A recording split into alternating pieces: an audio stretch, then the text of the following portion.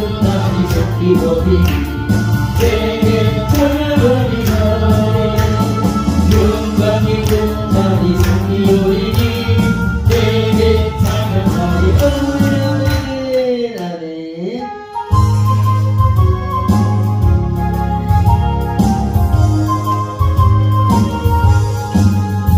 이런 복식권을 따라 어떤 이때에 누가 와서 거둘까 내가 어찌게 흘러서 앉아 있을까 언제나 잡아도 넘어져요 보내도 섰다시고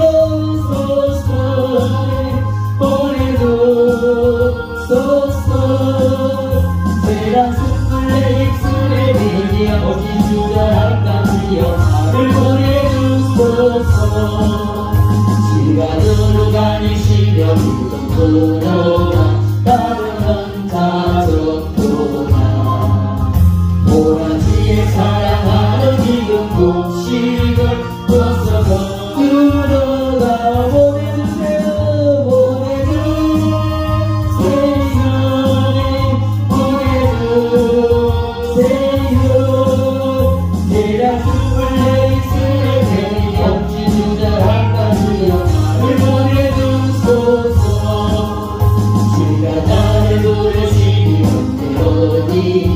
기뻐가서 일하리 주가 명령 내리실 때 명령 받아서 기뻐가 우리로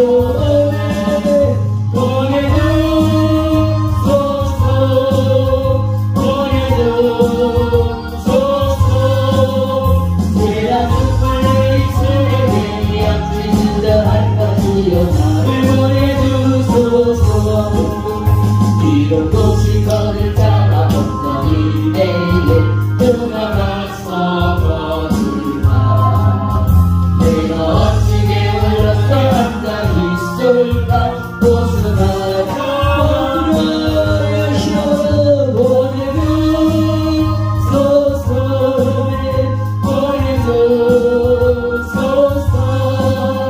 세상 숯불에 입술에 내리 앞지 주저할까지요 나를 보내주소서 지루가 다니시며 믿고 그러나 나라는 다 졌구나 모라지에 사랑하는 이곳 곡식을 벗어서 들어가자 나를 보내주소서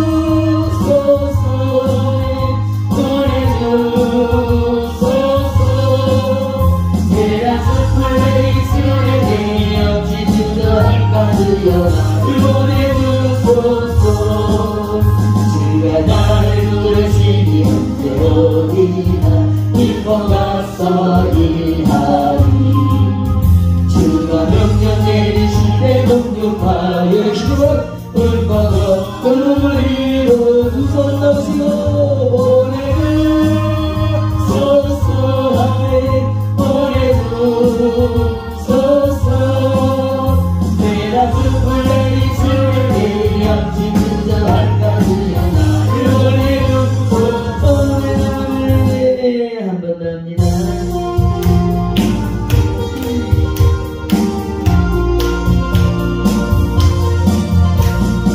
새벽부터 우리 사랑하고 있어 저녁까지 지금 부려놓습니다 연내가 차이고 복식권을 때에 기뻐 돌아가는 거두리로라 거두리로라 기뻐 돌아가는 거두리로라 거두리로라 기뻐 돌아가는 귀여운 것만 바라보는 것을 겁을 내지 말고 부려봅시다 입에 맞춰놓고 복식권을 내리게 기뻐 불어내 열심히 거두리로라 거두리로네 기뻐 불어나는 거두리로라 거두리로라 거두리로라 기뻐 불어나는 시간을 보낼 때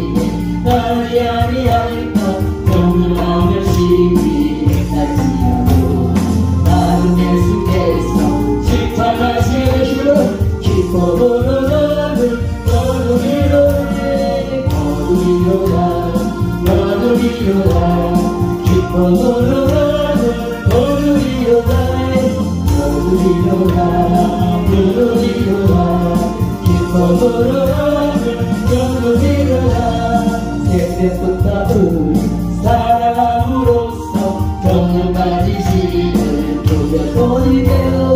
내 차차이고 혹시 거둘 때에 기뻐보는 너도 일어나 너도 일어나 너도 일어나 기뻐보는 너도 일어나 너도 일어나 너도 일어나 기뻐보는 너도 일어나 네가 오는 것만 바라보는 곳을 겁을 내지 말고 기대봅시다.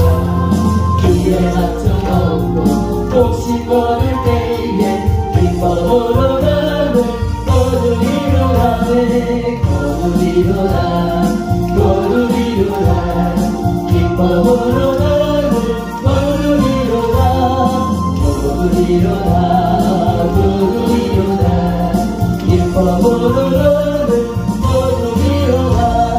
시를 고릴 때에 까리아리할까 경량하며 심히 햇살지고 나는 예수께서 칭찬하시니 기뻐보는 너도 일어나네 너도 일어나 너도 일어나 기뻐보는 너도 일어나 너도 일어나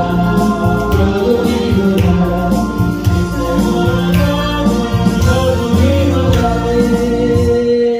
오늘 우리가 읽은 이 성경 말씀은 바울 사도가 빌립보 성도들에게 보낸 편지입니다.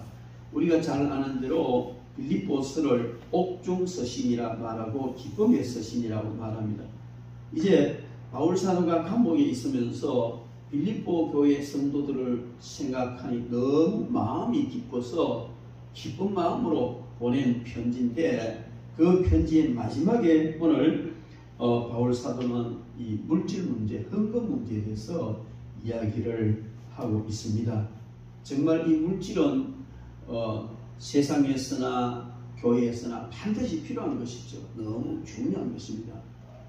그런데 이 물질을 통해서 모든 것이 이루어지고 물질과 함께 이루어지기 때문에 이 사탄이, 즉 스스로 물질을 관리한다고 주장하는 맘몬이라는 신이 어떻게 해서든지 물질의 헤게모니를 자기가 지려고 하죠.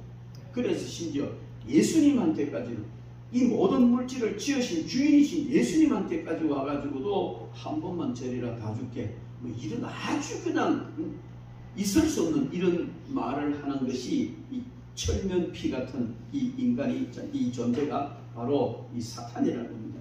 그 사탄이 우리가 한평생 살아가면서 이 물질 문제에 있어서 얼마나 혼란하게 만들고 어렵게 만드는지, 그러므로 우리는 이 물질 문제에 대해서 잘 깊이 연구하고 그렇게 승리해야 될 줄 믿습니다.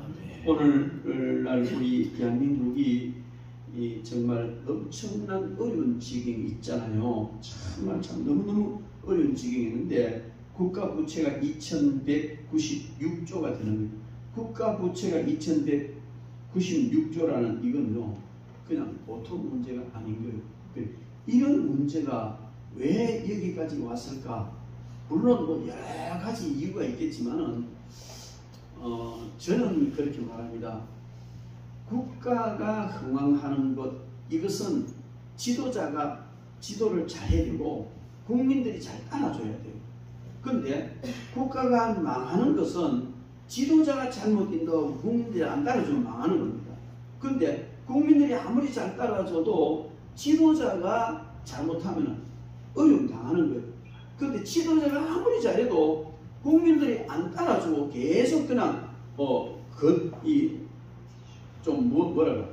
어려움을 주고 이렇게 하면 역시 또 힘들어지게 되는 겁니다. 그래서 오늘날 이 대해지는 이런 모든 일들을 볼 때에 정말 어렵다, 참 어렵다. 예, 그래서 그 이재명이 같은 사람은 국민 경제가 이렇게 어려운데 왜 협치를 하지 않고 소모적인 그런 자꾸 에너지 소모만 하느냐, 이렇게 이야기를 해요. 근데 다른 사람이 그런 얘기를 하면은 수긍이 가겠는데 이재명이가 그런 이야기를 하니까 떨떠름한 거 있죠. 자기의 꾸린 것을 덮기 위해 가지고 그냥 뭐 국민 경제가 우선이다, 협치가 우선이다 이런 식으로 하는 것 같이 보여지잖아요. 그래서 그 이야기는 이재명이가 하지 말고 다른 사람이 했으면 참 좋겠다 하는 이런 생각이 들어요. 근데 여러분 한 나라의 대통령이 정치를 잘못해버리면요 나라 망하는 것은 금방입니다. 나라 공경에 빠지는 금방이에요. 그런데 우리 국가 부채가 그 2196조나 되는 이런 엄청난 부채를 물론 그동안 많은 사람들이 쌓아왔죠. 저는 옛날을 회상해 보면요 전두환 대통령이 대통령 할 때는 세계적인 경기 호황기였어요. 너무 좋은 호황기였는데 그는 제가 느끼는 그래요. 막 집어삼키고 막 집어먹고 막 자기 마음대로 경제를 쥐고 흔드는 것 같아요. 저러다가 망할 텐데 싶어도 안 망했어요. 그 전두환 이전에 정부들이 쭉 해왔던 것은 박정희 대통령이 해온 거 보면요 정말 이 국민들 잘 살게 하고 나라 부강한 나라 만들어 보고 싶어서 참 눈물 날 정도로 애를 썼어요. 물론 이제 끝까지 너무 이제 그 정통 붙들고 있다가 마지막에 참 좋지 않은 그런 모습은 보였지만은 그래도 국민들 생각하고 이런 지도자가 이런 분위기가 왔는데 전두환 때부터는 권력을 이용해 막 집어먹는 그런 느낌을 받아. 그래서 이러다가 나라 망하는구나 그런 생각을 했어요. 그런데 노태우가 대통령 딱 될 때 저는 어떤 생각? 야 이렇게 저질러 나온 걸 어떻게 정리하려고 하느냐 이런 걱정을 했다. 경제적으로 걱정을 했다. 그런데 그때 사람들이 뭐라고 말하냐 전두환이가 먹고 치는 거 노태우가 설거지한 이런 얘기 표현했거든요. 그런데 어떻게 됐나 걱정. 이 양반도 그냥 만만찮게 막 들어먹고 거기서부터 시작되던 것이 점점 가니까 IMF가 오고 나라가 망하게 되고 그래서 김대중 대통령이 이제 대통령이 돼가지고 이 IMF를 탈출했다고 다들 막 이야기를 잘 하는데 물론 잘했죠. 그러나 잘한 것도 있지만 사실 그때에 우리나라의 중요한 기업 이런 아주 알짜배기는 전부 팔아가 빚 갚은 거예요. 그러니까 하다못해 시골에 이 새끼 꼬는 어떤 그런 기계가 하나 있으면 이 사람은 새끼를 꼬가지고 그걸 팔아야 새끼가 뭔지 여러분 압니까? 새끼가 그 새끼를 이 껌껌인데 이걸 꼬가 팔아야 돈을 벌어먹고 사는데 이 기계 자체를 팔아버리면 어떻게 사냐 이거. 예를 들어 그런 식이었어요. 그래서 그때 당시에 우리나라의 알짜배기 기업들이 얼마나 외국인선에 다 넘어갔어. 비전 갚았지만은 그런데 우리 국민들이 참 대단하잖아요. 그런 위기 겪으면서 경제를 이어오고 이래가 지금까지 이제 간간히 오면서 이제 국가 빚이 점점 늘어난 거 아니겠어요? 늘어났어요. 다들 뭐 지금 그 대통령들이 다 우리나라는 청와대 들어갔다가 그 다음 가는 코스가 학교 아닙니까? 그죠? 청와대 들어가면 반드시 그 다음 코스가 감옥이거든. 이런 코스를 걸어왔어. 얼마나 처참하고 비참한 일. 그것은 뭘 말하냐면 그러는 와중에 경제는 파탄났고 백성들은 죽을 지경이 됐다는 거예요. 그래서 이 문재인 대통령이 되면은 이런 어떤 불합리한 것, 또 이런 불법을 절대로 자시하지 않겠다. 철저히 척결하겠다. 이래가지고 전직의 어떤 그 대통령이든 뭐든 간에 인정사정 없이 잘못한 걸 그냥 그 처리를 했잖아요. 불의를 척결하고 이렇게 할 때 저는 굉장히 기대를 했어요. 저분은 저렇게 하기 때문에 자기는 절대로 그렇게 하지 않을 것이다. 왜? 전직 대통령들이 잘못한 걸 저렇게 철저히 그냥 척결을 하면서 자기가 그런 일을 할 일은 없지. 그러니까 뭐 나라가 되겠구나 이런 기대를 했단 말이에요. 그런데 이 정권 지나가면서요 얼마나 문제가 많은지 몰라요. 동네 복덕방 아주머니한테 맡기놔도 부동산 정책은 이 문재인 정부보다 더 잘할 거예요. 천정부지로 올라가는 부동산, 여러분 생각해 보십시오. 부동산이 올라가면요, 정부에는 돈이 차고 넘칩니다. 당장 올라가면은 이 집값 올라가는 세금 더 나오죠. 판매하는데 세금 더 나오죠. 뭐 모든 세금부터 시작해 어마어마한 돈이 들어오게 되는 거예요. 글쎄 그 돈을 다 어디 썼는지 몰라도 점점 국가 부채는 늘어나지 않습니까? 그러니까 그 와중에 살펴보니까 참 이 사람은 문제가 있다. 조국이는 청문회에 나와가지고 우리 민주공화국 안에서 사회주의도 필요하다 이따면서 법무부 장관이라는 작자가 사회주의도 필요하다. 그래요. 뭐 그들이 말하는 사회주의 필요한지는 모르겠지만요, 세계 역사를 보면 중남미라든지 잘 사던 나라가 사회주의 들어가니까 다 어려운 나라가 됐어요. 공산주의 사회주의는요, 이 집권 세력은 굉장히 부자가 되고 국민은 가난한 국민이 되는 거예요. 공산주의 이론 중에 가장 내세우는 이론 중에 하나가 국민으로부터 토지를 뺏어라. 그래, 공산국가는 개인 소유 토지 없어요. 다 임대예요. 다 임대. 중국도 다 임대란 말이에요. 그 토지를 뺏어라. 그럼 만약에 우리나라에서 대통령대가 토지 뺏으라고 하면 맞아 죽습니다. 그러니까 토지를 뺏을 수 없으니까 그냥 부동산을 엄청나게 올려가지고 가지고 있기는 네가 갖고 있고 명의는 이름으로 해놔라. 그러나 실질적인 모든 소득이나 모든 거는 정부가 다 쥐어버리고, 그래서 부동산 정책을 24번인가 바꿔가면서 그 잘못해서 바꾼 게 아니에요. 문제가 있어서 바꾼 게 아니에요. 어떻게 하면은 이 국민으로부터 모든 부동산을 뺏을까 하는 그 연구하면서 단계적으로 그렇게 바꾼 거예요. 그러니 계속 부동산 올라가잖아요. 그러면서 여러분, 그러면서 이 엄청난 세금을 거둬들였으면은 그걸 가지고 뭔가 빚을 갚든지 국가 부채를 갚든지 그들이 좋아하는 복지를 하든지 뭔가 이렇게 해야 되는데 왜 빚은 계속 늘어나냐? 왜 늘어나냐? 근데 저는 그런 생각, 그 많은 돈이 어디로 갔을까? 온갖 검찰력을 다 동원해도 찾아낼 수 없을 만큼 철저히 완벽하게 모든 서류 정리를 다 해버렸기 때문에 찾아내기 어려워. 그것도 뭐 흔적은 남아있을지 모르겠지만은, 그래서 윤석열 대통령이 이제 그런 거 한다고 하니까 경제는 안 살리고 맨날 그런 기나 하니까 이제 나라가 시끄러운 거예요. 이런 틈바구니에서 죽어나는 것은 국민들밖에 없어요.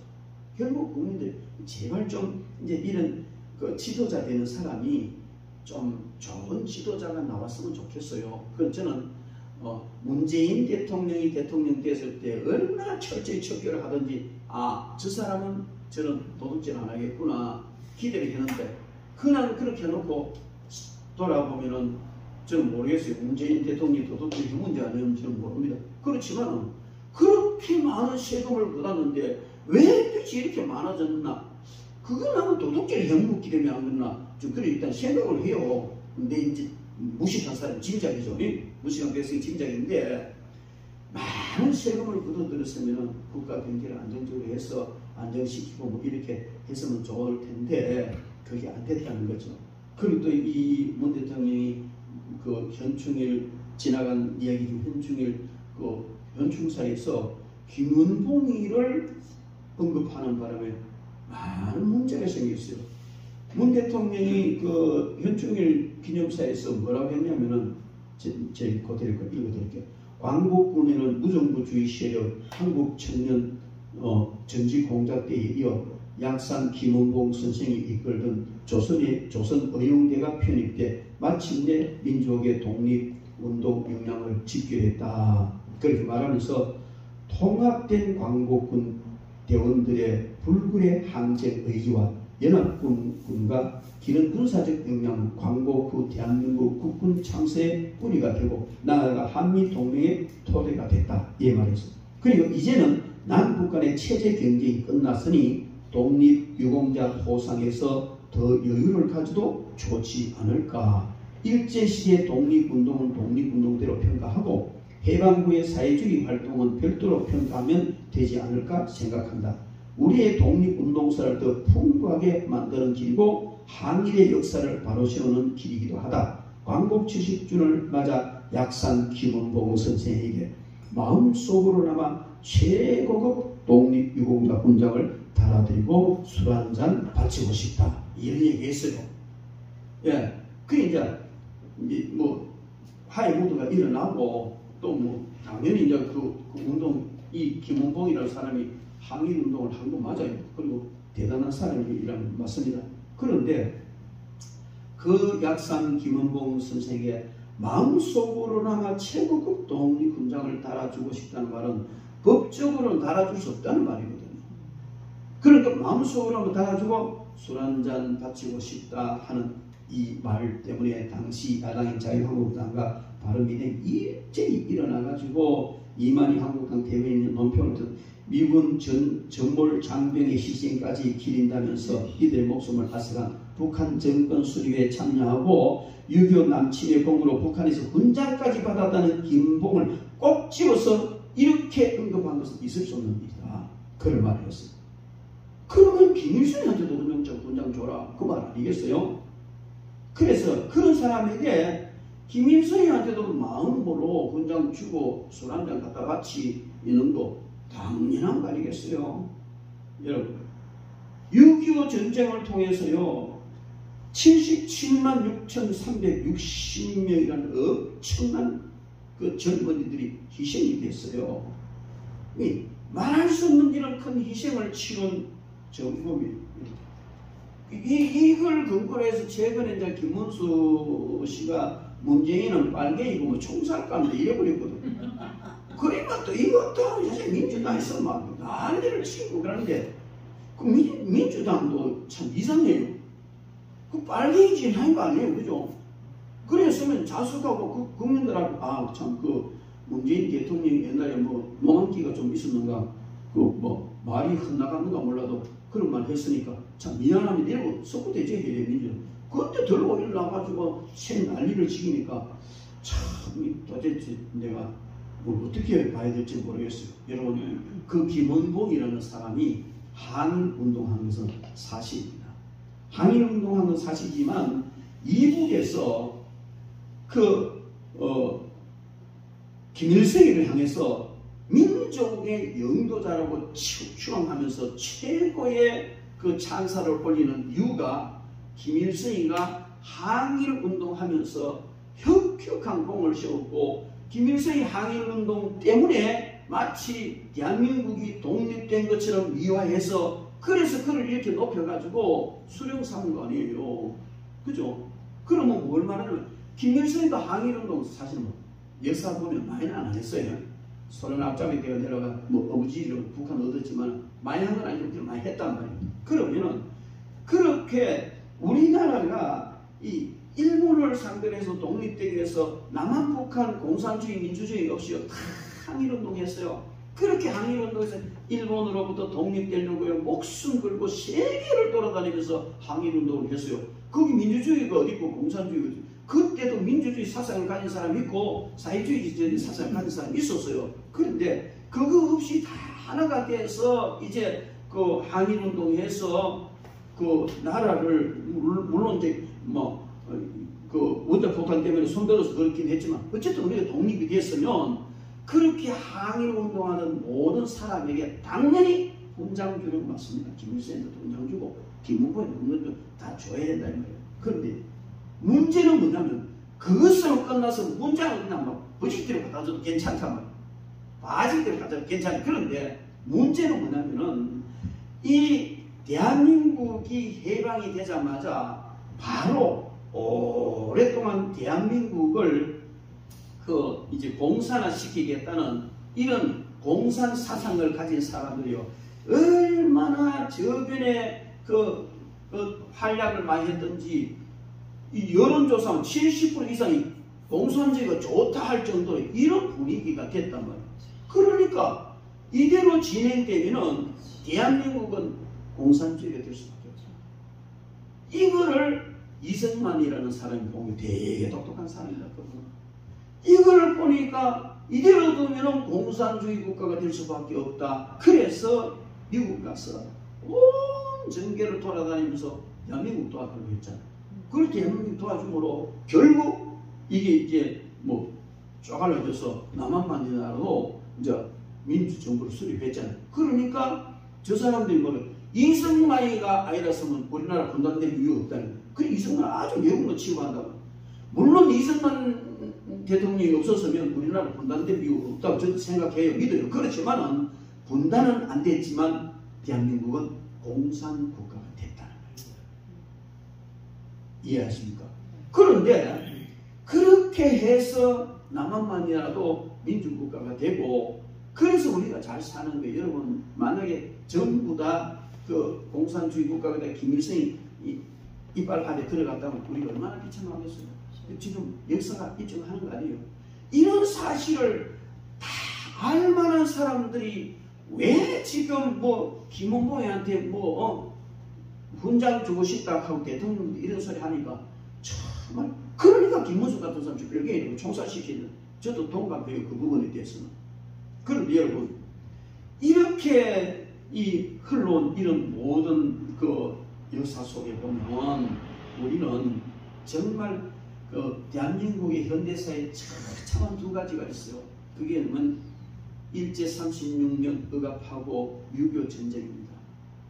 그래서 우리는요 일본 사람, 뭐 요새 아들 안 가지만은 우리 정도 되면요 절대로 일본 사람 안 갑니다. 일본 놈이라 합니다. 자동적으로 일본 놈이라. 자동적으로 그 사람 일본 사람도 사람 그 사람 자동 일본 놈이 나오거든요. 그리고 북한 사람, 북한 동포 이런 말이 잘 나오고 북한 계례 자동적으로 나왔어요.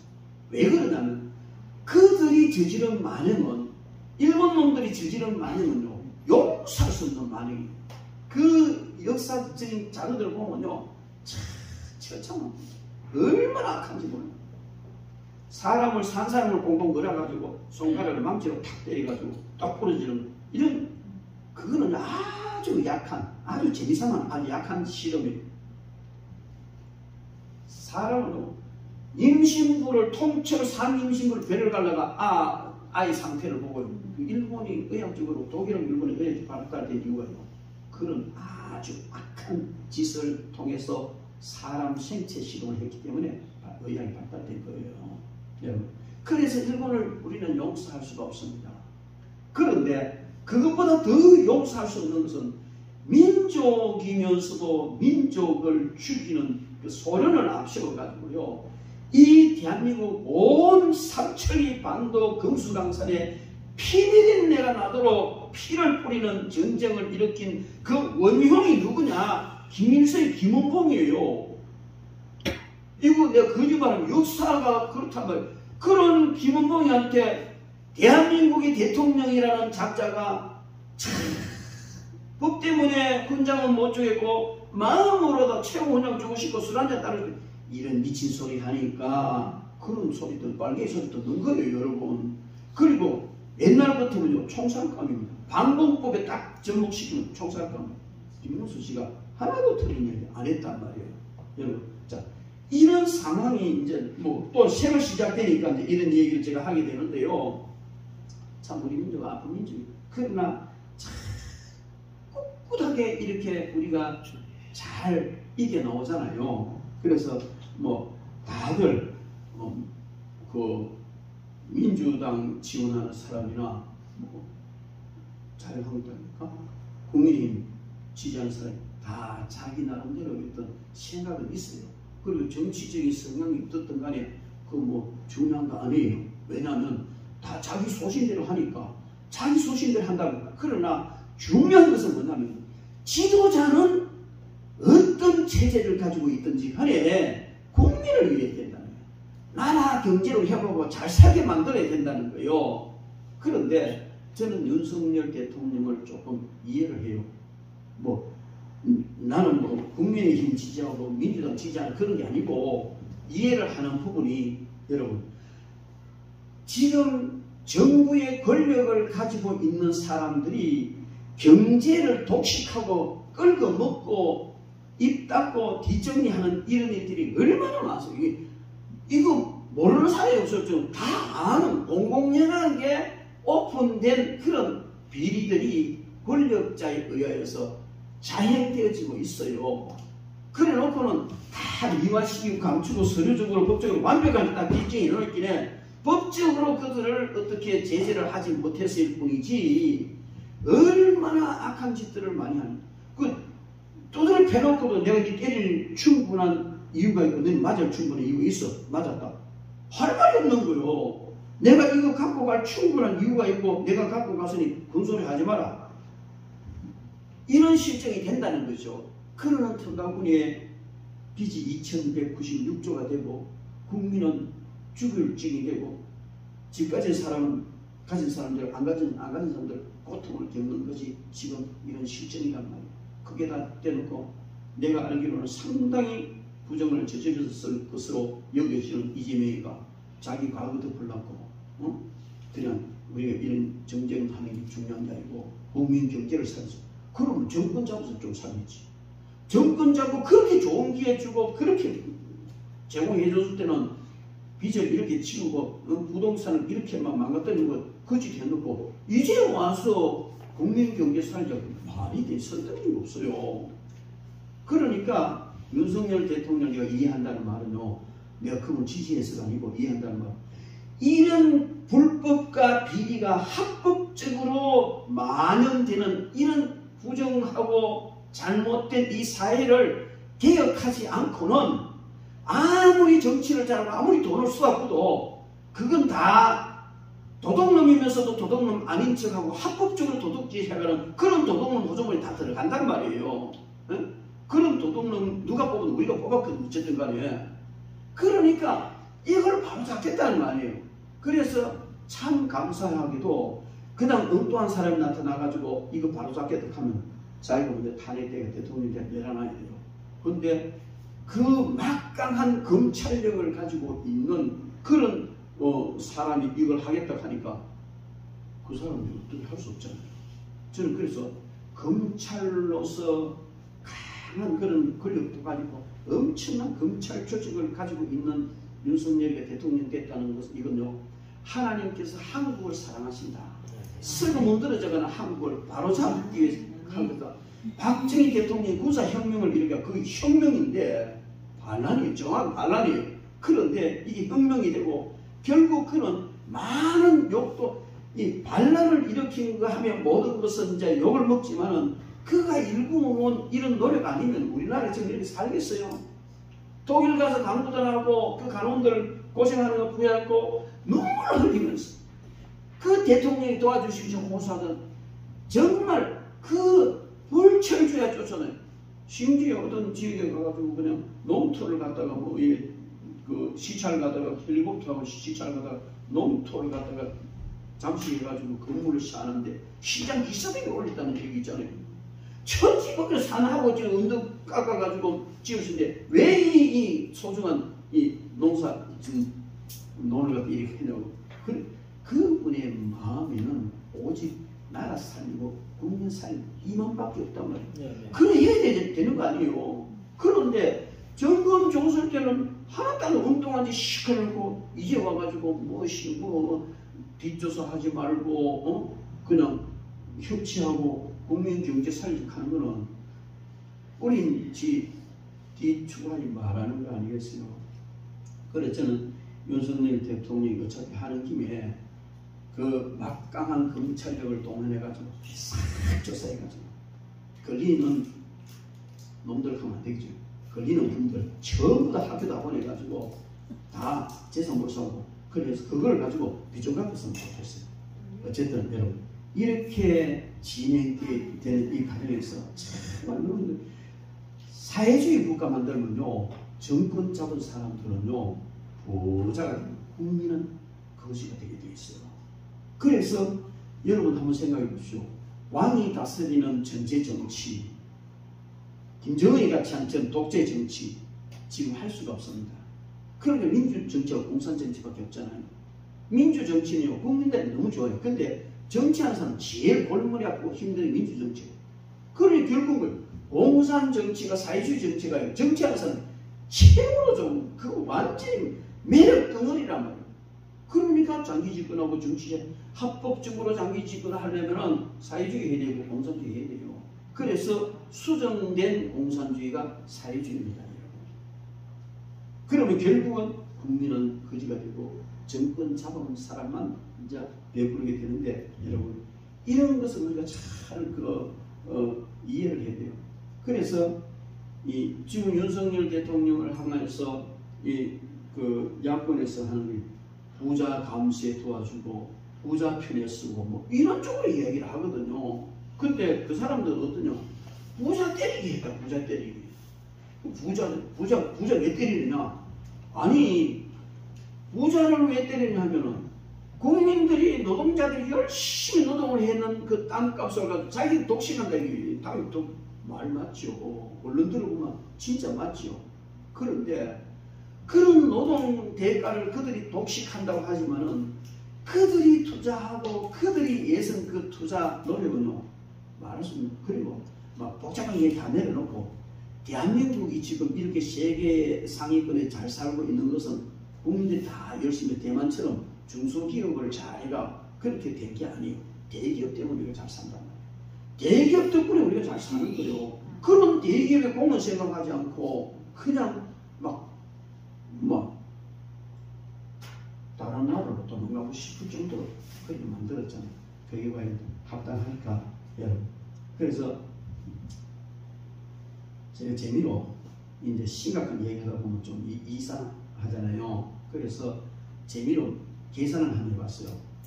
우리나라 빚이 2196조인데 여러분 1조를 쓰는데 여러분들이 하루에 매날 100만원씩 하루에 매일 100만원씩만 써도 1조를 쓰려면요 2740년이 걸립니다. 매일 100만원 쓰고 다니고 그러면 100만원 맨날 100만원만 쓰자기다 보니 껌값이네. 안 되겠다. 1000만원 쓰자고만. 그러면 좋다. 그럼 1000만원 쓰라. 매일 1000만원씩 여러분들이 쓰자기도 다 쓰면 274년 걸립니다.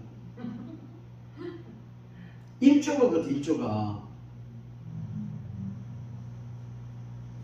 한국은행에 계산하면요 1조라는 돈은요 5톤 트럭 한 대에 보통 이제 만원짜리를 실으면 450만 장을 실는데 계산하면 1조를 만원짜리로 차에 실으려면 5톤 트럭 22대가 필요합니다.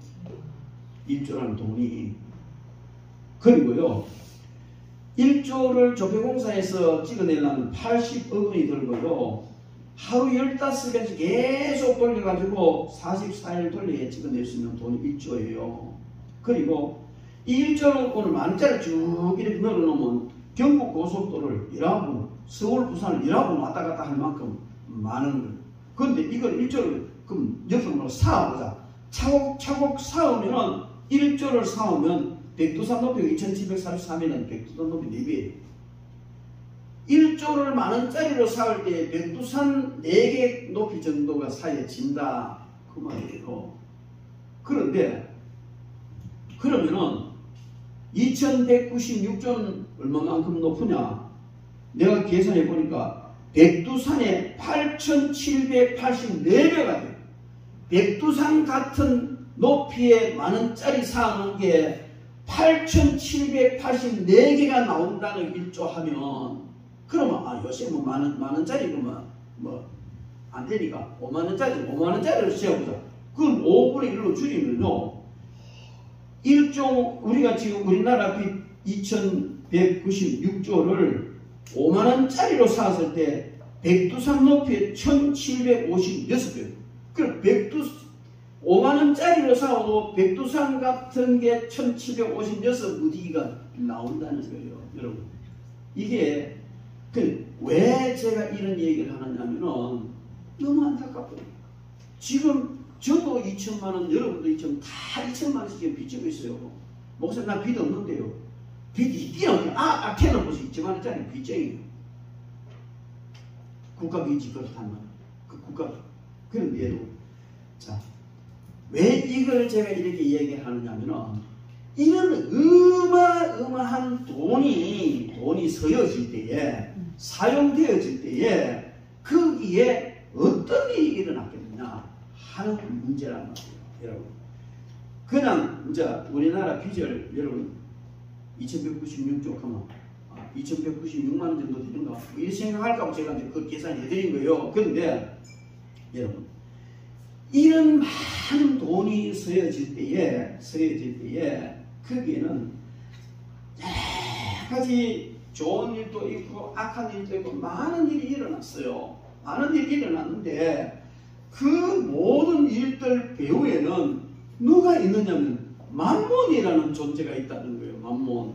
그 처음에 말씀드렸다시피 돈을 자기가 분배해주는 권리를 갖고 있다고 자칭 주장하는 악한 사탄이 만몬이에요. 그래서 예수님 앞에도 와가지고 저를 한 번만 다 준다 해서 그 말이야. 짓것도 아닌데 이 만몬이 항상 그 돈을 가지고 이렇게 뭐 여러 가지 악을 행하게 하잖아요. 그렇다면 여러분 우리는 오늘 바울 사도가 헌금에 대해서 이야기하거든요. 하나님의 사역에 있어서 물질적인 문제를 가지고 이야기를 하고 그 하나님의 사역에서 들어오는 것은 헌금이라는 방법으로 들어오잖아요. 그래서 그걸 어떻게 사용해야 하며 또 우리는 헌금과 우리 물질을 어떻게 관리해야 하며 이런 문제는 굉장히 중요한 문제예요. 그래서 이런 엄청난 돈이 서여질 때에 항상 사단의 세력이 개입이 됐다는. 그래서 돈은 들어올 때도 복되게 들어와야 되고 나갈 때도 복되게 나가야 돼요. 들어올 때는 복으로 돌아가는데 나갈 때는 몸을 망가뜨린다든지 뭐 집에 불을 지른다든지 자동차 사고가 난다든지 등등 뭐 질병에 걸려 병원에 갖다 준다든지 돈이 나갈 때 복되게 나가야 또 복되게 들어오고 복된 인생이 되는데 돈은 들어올 때 복으로 들어와도 물론 들어올 때도 저주스럽게 아주 도둑질하고 나쁜 방법 들어올 수도 있지만 그렇게 안 들어오고 들어올 때 복으로 들어왔어도 나갈 때 복으로 나가야 되는데 돈이 나갈 때 복스럽게 나가지 못하면요 그 사람 인생이 저주가 되는 거예요. 그리고 인생이 비참하게 되는 거예요. 그래서 우리는 돈이 들어올 때도 축복된 통로, 축복된 방법으로 들어야 된다. 불법적이고 비합법적인 방법으로 들어오는 우리는 원하면 안 돼요. 근데 여러분 오늘날 이 사회, 대한민국 사회가요 이 뭐 다단계 중에 코인 뭐 이런 걸 가지고 참 사람들이 정신이 나갔어요.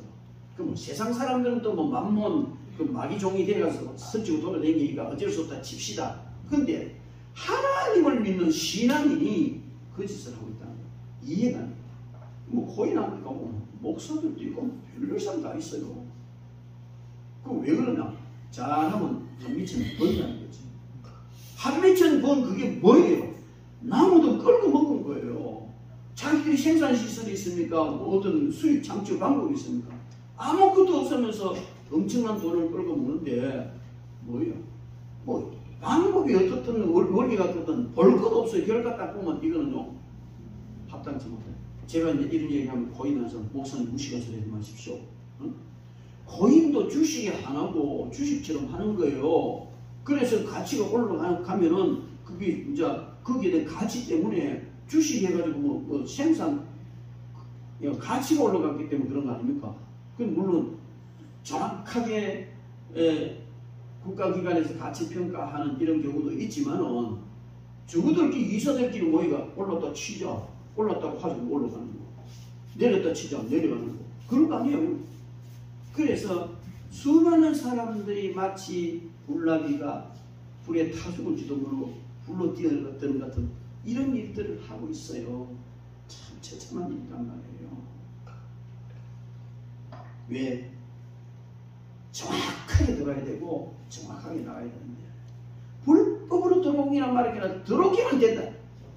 그게 잘못이라는 겁니다. 돈 들어오는 방법은 하나님이 축복하시는 방법으로 들어야 되고 나갈 때도 하나님의 축복 가운데 나가야 돼요. 돈 나갈 때 병은 아파가 나가고 뭐 불나가 나오고 사고 나가고 이러면 나가는 방법 자체가 저주단 말이에요. 그래서 우리는 만몬이 주장하고 있는 이 2196조 빚만 그런데 그 외에 돈이 얼마나 많은 돈이 유통되어 있더냐.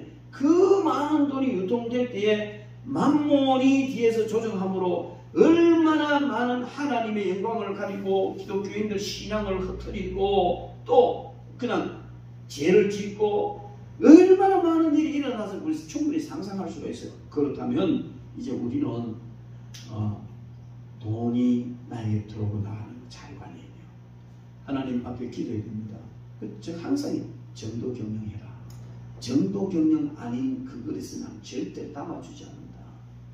합법적이면서도 정당하고 정도 경영해라. 그거 아니면 항상 먼저 손 떼라. 저는 그렇게 얘기해요. 그런데 여러분, 그럼 나가는 거는 또 복되게 나가야 돼요.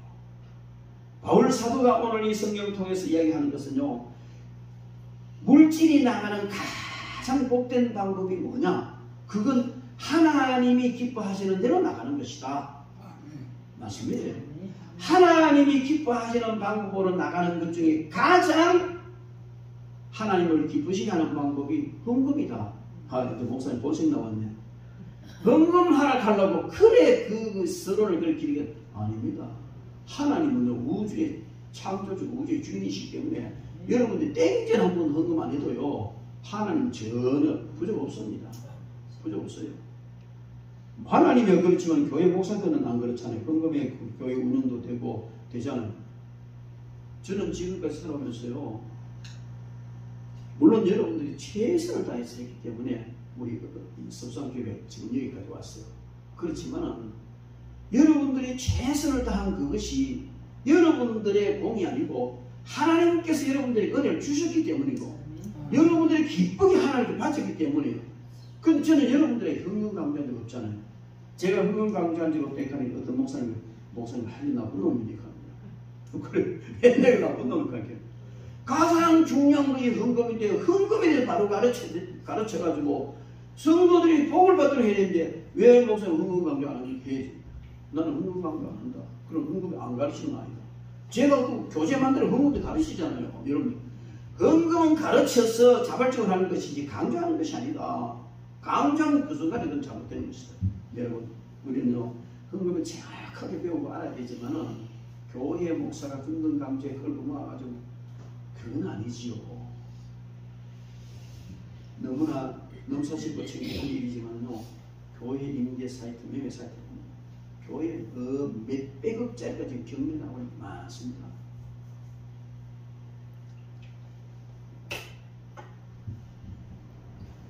이번에 미국에 신학교 총장님 와가지고 제가 얘기를 많이 했는데 제가 그랬어요. 학위 중요하다. 필요하다. 근데 학위 가지고 고자시 하지 마라. 학문 중요하니 학문 가지고 고자시 하지 마라. 예수님이 학문과 고자시 했나? 예수님이 학위 줬나? 신학교를 씌웠나? 교회를 씌웠나? 물론 시대가 달라졌기 때문에 모든 방법이 달라져야 되지만은 그러나 이 시대에 정말 필요한 것은 거대한 교회를 지어가지고 개척교회 막 해서 그냥 눈물 흘리가지고 몇 사람 전도해 놓으니까 큰 교회에서만 차가 와가지고 막 상태를 싣고 갑니다.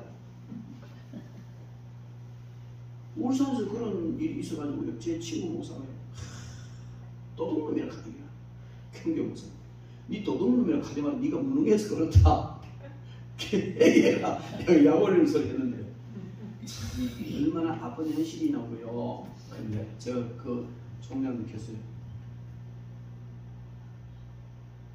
고등학교도 못 나오고 대학교도 못 나오고 아무것도 없는 사람도 뜨거운 사명감 가지고 열정이 있으면 공부해서 당당하게 그냥 나가서 전도하고 목회 사역할 수도 그런 거 좀 만들어라. 미국은 자유로운 나라니까 그런 제도를 좀 만들어 오세요. 그럼 한국에서 학생들 많이 모집해 주면 알겠습니다. 이라고 했어요.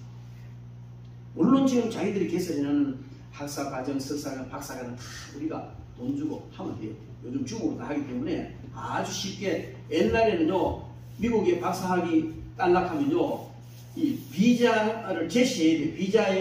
비자 제시 미국이 얼마 동안 체류대가 다 그게 데이터가 나와야 주지. 그거 없으면요 다 가짜 취급했어요. 근데 요즘은요 코로나가 만드는 아주 걸작품 뭔지 아세요? 중교육이에요. 세계 어디서든지 그거 안 가고도 충분히 이제 학위받고 다 할 수 있단 말이에요. 그렇기 때문에 이제 그 있는 제도는 서지만은 그러나 그거 없이도 정말 소신껏 자부심을 가지고 목회할 수 있는 그런 길을 만들어라. 총장님 학교가 미국이 괜찮으니까 그 총장님 학교에 뭐 졸업장을 하나 줄 수 있도록 정식 졸업장을 줄. 그것도 뭐 가로로 만들어 주라는 건 아니고 한국 제가 늘 그런 얘기하잖아요. 한국에서 신학교 공부하려고 하면 신학 운영하려고 하면 문교부 허가 받으면 안 돼요. 문교부 허가를 받는 순간에 족쇄가 채집니다. 그래서 마음껏 소신껏 신학교를 갈 수는 없어요. 총신의 저희 모교이기도 하지만요. 총신 이사가요.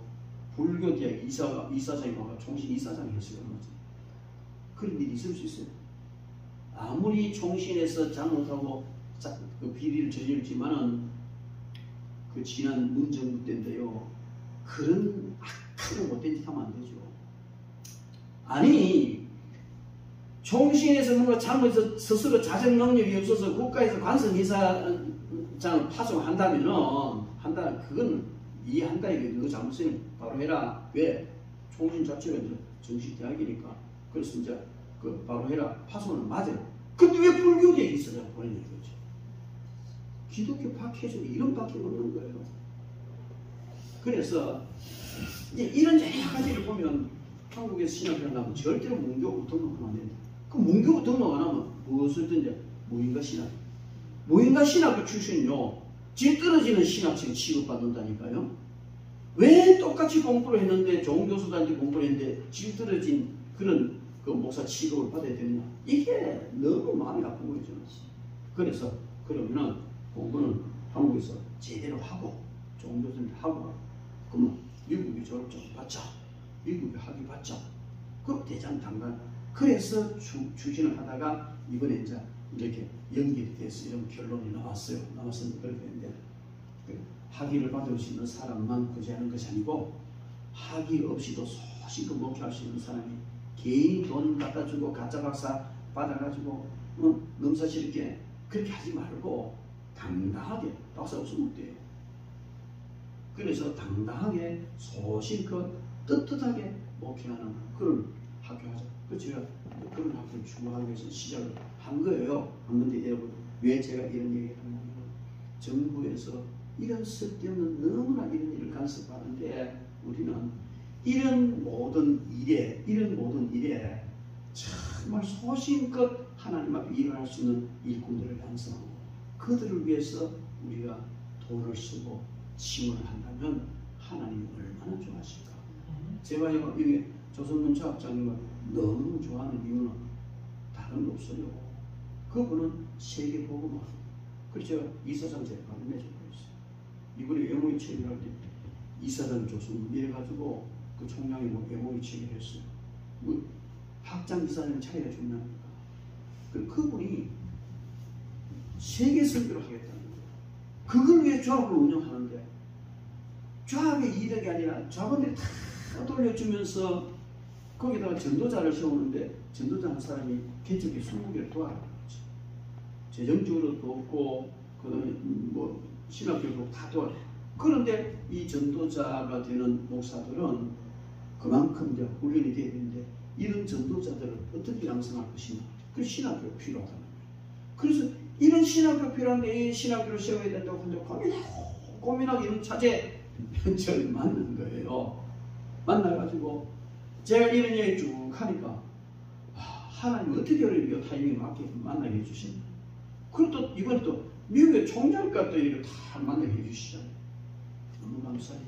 그래서 정말 이 시대에 복음을 위해서 그런데 저런 조선 조합장 같은 분이 많이 목사가 부끄러울 정도로 그 조합을 하면서요. 이분이 이제 그 세계적인 프로그램을 하는데 교회가 자기가 원하는 숫자의 교회가 딱 되면 조합제는 전부 팔아가지고 그 교회 싹 나눠줘버리고 조합제를 끊는다는 거예요. 그 내가 이상한 사람이다. 왜 그러냐? 그러면 자기가 추구하는 걸 그렇게 되면 이제 복음제도 끝난다, 예수 됐다. 그런 식으로 어떻게 보면 좀 이상한 그런 것 같은데 그 중심이 오직 복음이다. 그래서 제가 이런 분과 함께 세계 선교를 하고 주의 사역을 하는 건 너무 좋겠다. 그래서 요즘 좀 열심히 제가 돕고 있습니다. 돕고 있고 그 중심에 바울 사도와 같은 그런 중심이다. 그 말입니다. 오늘 보면 내가 주 안에서 크게 기뻐하면 너희가 나를 생각하는 것이 이제 다시 사귀나니 너희가 또한 이를 위하여 생각은 하였으나 기회가 없었다. 이렇게 이야기를 하고 있습니다. 여기에 다시 사귀 났다 이 말은 이제 겨울에 앙상 가지가 있다 봄에 새싹이 나서 아마 모르긴 해도 그동안 바울 사도가 어떤 이 주고받는 관계 좀 뜸했다가 새로 이제 시작된 거 아니 이렇게 생각할 수가 있습니다. 그리고 그는 말하기를 새로 이 빌립보 교회의 어떤 지원과 이런 걸 받으면서도 그는 말하기를 내가 궁핍함으로 말하는 것이 아니다. 어떤 형편이든지 나는 자족하기를 배웠다. 나는 빛에 처할 줄도 알고 풍부에 처할 줄도 알아. 모든 일 곧 배부름과 배고픔과 풍부와 궁핍함에도 처할 줄 일체 비결을 배웠다. 내게 능력 주시는 자 안에서 내가 모든 살 우리가 내게 능력 주시는 자 안에서 내가 모든 살 수 있다. 요 한 구절만 딱 이놓으면 막 귀신도 쫓아내고 막 그냥 막 산도 옮기고 이런 식으로 오해하기 쉬운 구절이지만은 이 구절은요 물질과 관계해서 어떤 경우에서든지 나는 충분히 대응할 수 있는 능력이 있다는 이야기예요. 이런 사람은 만몬이 건드릴 수가 없어요. 그러면 조선문제학적인 그런 사람 됐으면 좋겠어요. 여러분들이 그런 사람 됐으면 좋겠어요. 왜냐하면 사람들이요 목회자도 그렇고 성도들이요 물질을 가지고 얄랑얄랑하고 와야야야 이러면 이래 따라간다니까. 그게 아니잖아요. 바울 사도가 나는 비천에 처할 줄도 알고 풍부에 처할 줄도 알아. 모든 길이라는 점 비천에 처하는 데나 풍부는 모든 것 배부름과 배고픔 풍부와 궁핍에 처한 일체 비결을 배웠다. 터득했다는 거죠. 여러분 우리가 물질을 사용함에 있어서 다른 사람은 모르겠지만 우리 그리스도인만큼은 정말 바울 사도의 중심을 따라가야 될 줄 믿습니다. 헌금을 많이 하는 말이에요. 헌금하는 게 내 삶이면 헌금하시고 헌금하는 게 내가 열심히 돈 벌어서 선교하는 게 삶이면 선교하면 돼요. 그러니까 어쨌든 이 물질에 정복은 당하지 말아야 된다는 거예요. 그래서 이 능력은 무슨 능력이냐? 정확하게 본문과 연결시켜서 내게 능력 주시는 자에 대한 모든 것을 할 수 있다는 이 말은 무슨 말이냐면 돈이 있거나 없거나 아니면 부자거나 가난하거나 그런 거 상관없이 나는 주님께서 하시는 그 일, 주님 맡기시면 할 수 있다. 그렇게 1차적으로 해석하는 게 맞을 거예요. 그렇다면 여러분 우리는 많은 사람이 돈이 있어야 하나님 사업, 돈이 있어야 선거, 돈이 있어야 교회지. 이런 말이 요새 너무 그래서 예수님 이름 팔고 교회 이름 팔고 하나님 이름 팔아가지고 이상한 사기 비슷한 다단계다 보면 다단계는 굉장히 좋은 거예요. 나쁜 거 아니에요. 뭐 이상한 잘못된 그런 불법적인 코인이나 이런 다단계 하는 사람들이요 다 예수님 이름 팔고 목사님 많이 옵니다. 캐사고 검사실에도 그래 팔아가지고 그것을 다 자기 일을 채우는 일. 그러지 말고 그렇게 이름 팔았으면 정말 주를 쓰라는 거죠. 그걸 보면 누가 안 돕고 하나님이 왜 안 도우시겠냐는 것이죠. 그래서 우리는 어떤 일을 하든지 어떤 처지에 있든지 하나님께서 능력 주시면 내가 모든 것을 할 수 있습니다. 하나님이는 돈 없어도 할 수 있고 돈 없어도 할 수 있어요. 돈 주시면 돈으로 하고 돈 없으면 돈 없는 대로 하고 하면 되는 거거든요. 내 모양 낼 필요가 없다는 거죠. 여러분 그래서 우리는 그때그때마다 주어지는 그 상황 속에서 하나님의 일을 하는데 결국 물질 나가는 잘 내보내라는 그런 말입니다. 바울 사도는 17절에 말하기를 내가 선물을 구함이 아니요 오직 너에게 유익하도록 풍성한 열매를 구한다. 이 믿음과 영적인 열매를 말하는 겁니다. 물질을 통해서 풍성한 영적 열매를 맺는 이런 방법으로 서라. 내게는 모든 것이 있고 풍부한지라. 에바브로 디도편에 너희가 준 것을 받으므로 내가 풍족하니 이는 받으실 만한 향기로운 제물이 하나님을 기쁘시게 한 것이다. 여러분, 이것이 뭐냐? 여기에 향기로운 제물이다. 이 물질이 바로 향기로운 제물이다. 이렇게 얘기를 합니다. 여러분, 우리가 하나님 바치는 헌금은 제물이 아니에요. 예물이에요. 제물은 예수 그리스도의 보혈만 제물이단 말이에요. 그런데 바울서는 여기서 하나님 앞에 바치는 헌금을 향기로운 제물이라고 이야기를 했단 말이에요. 여러분, 이게 향기로운 제물, 이건 구약 제사 의식을 반영하는 의미고, 인간의 죄를 대속하시기 위하여 희생 제물이 되신 예수 그리스도의 희생을 상징하는 것이고, 하나님을 향한 성도의 온전한 그 번제와 같은 헌신, 이것을 제물로 말하는 거예요. 그래서 여러분, 번제는 온전히 다 바쳐드리는 거예요. 다 바쳐드리는 것인데, 그 번제는 하나님 앞에 온전한 희생을 의미하는 거예요. 그래서 우리가 하나님 앞에 바쳐드리는 헌금, 물질, 이것도 온전한 헌신의 성격이 되면 번제와 같은 제물도 성격을 질 수가 있다, 그렇게 봅니다. 여러분, 우리는 오늘 바울 사도가 주신 이 말씀 여러 가지로 다시 또 깊이 생각해봐야 되지만 시간이 없으니까 우리는 이 말씀을 통해서 주님의 사업에 물질이 배제될 수는 없다. 하나님 사업에 물질이 배제될 수는 없다. 물질은 주님의 사업을 위해 쓰여야 되는 가장 귀한 것이다. 내가 물질을 벌기 위해 시간 투자하는 것도 결국 주님의 사업에 투자하는 것이기 때문에 주님의 일을 하는 자들은요, 물질로 돈 버는 것이 곧 물질 축복 받는 비결이다. 19절 말씀에 나의 하나님이 그리스도 예수 안에서 영광 가운데 그 풍성한 대로 너희 모든 설 것을 채우시리라. 이 믿음이 있으시기 바랍니다. 헌금하면 얼마 나가는데 11점 얼마나 나가면 내 한 달 가계부에서 마이너스 되는데, 이런 계산이 아니라는 거예요. 믿음으로 드렸을 때에 나의 하나님이 그리스도 예수 안에서 영광 가운데서 풍성한 대로 너희 설 것을 채우신다. 이 믿음을 가져야 헌금을 할 수 있어요. 이 믿음으로 헌금을 해야 그게 복된 헌금이 되는 줄 믿습니다. 자, 원중에 전용기 맞아요. 전용기 잡으면 맛은 서점이에요. 서점하는데 서점이 한 80평 정도 커요.